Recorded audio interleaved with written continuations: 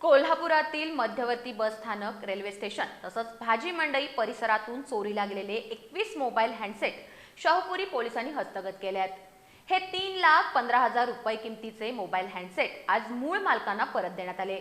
आपले चोरीला गेलेले किमती मोबाईल परत मिळाल्यानं नागरिकांनी शाहूपुरी पोलिसांबद्दल कृतज्ञता व्यक्त केली. कोल्हापुरातील मध्यवर्ती बसस्थानक, रेल्वे स्टेशन, भाजी मार्केट अशा गर्दीच्या ठिकाणी नागरिकांचे मोबाईल हँडसेट चोरीला जाण्याच्या घटना वाढल्या होत्या.